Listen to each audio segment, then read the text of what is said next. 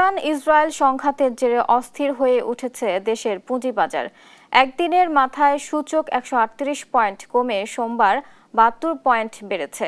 বিশ্লেষকরা মনে করছেন, যুদ্ধের জেরে আতঙ্কিত হয়ে শেয়ার বিক্রি বাড়ায় বাজারে এমন অস্থিরতা তৈরি হয়েছে। তারা বলছেন, এখনও দেশের অর্থনীতিতে যুদ্ধের বড় কোনো প্রভাব পড়েনি, ফলে আতঙ্কিত না হয়ে বুঝে শুনে লেনদেন করার পরামর্শ তাদের। ফাহিম ইউসুফের রিপোর্ট।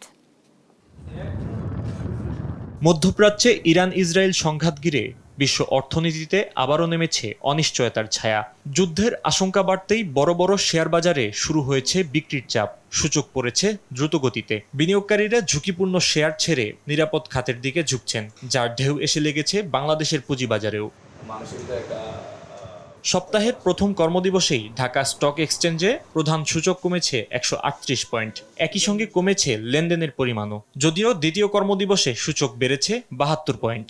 বাজার বিশ্লেষকরা বলছেন, যুদ্ধের জেরে জ্বালানি তেল সহ ডলারের মূল্যবৃদ্ধি হতে পারে, এমন আতঙ্কে বেড়েছে বিক্রয় চাপ। 40 বছর ধরে অসংখ্য খুশির মিছিলে ছিল আইডিএলসি, থাকবে আগামীতেও। যদিও ডিবিএর সাবেক সভাপতি বলছেন অন্য কথা। তার দাবি, আতঙ্কিত বিনিয়োগকারীরা শেয়ার বিক্রি করলেও অনেকে সুযোগ বুঝে কম মূল্যে শেয়ার কিনেছে, ফলে আতঙ্কিত না হয়ে বুঝে শুনে বিনিয়োগের পরামর্শ তার। আমাদের কিছু যারা বিনিয়োগকারী আছেন, যারা হয়তো ওই প্রেশারটা রাখতে পারেন না, মানে হঠাৎ করে প্যানিক হয়ে যান, তারা কিন্তু ক্ষতিগ্রস্ত বেশি হন।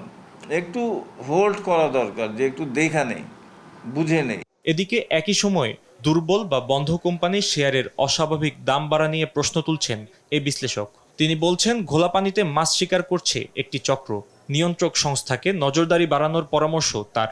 যেই সংঘবদ্ধ চক্র এই কাজটা করেছে, তাদের অনেকগুলো উদ্দেশ্য থাকতে পারে। উদ্দেশ্য হচ্ছে হয়তো এখন নতুন পলিটিক্যাল গভর্নমেন্ট আসছে, বিসেকটাকে চেঞ্জ করা, নতুন নেতৃত্ব নিয়ে আসা, এবং যারা এটার পেছনে আছে তারা হয়তো চিন্তা করছে যে এরকম একটা অস্থিরতা তৈরি করতে পারলে হয়তো পলিসি মেকার থেকে বলা যাবে যে এই কমিশন কাজ করতে পারছে না বা এই কমিশনকে সরাতে হবে। সংঘাত ও যুদ্ধ পরিস্থিতিতে বিশ্বের পুঁজিবাজারে প্রভাব পড়ে খুব দ্রুত। এবারও এই নেতিবাচক প্রভাব আরও কয়েকদিন অব্যাহত থাকতে পারে বলে মত বাজার বিশ্লেষকদের। যদিও আবেগের বশে শেয়ার ক্রয় বিক্রয় না করে বুঝে শুনে বিনিয়োগের পরামর্শ সংশ্লিষ্টদের। ফাহিম ইউসুফ, দেশ টিভি, ঢাকা।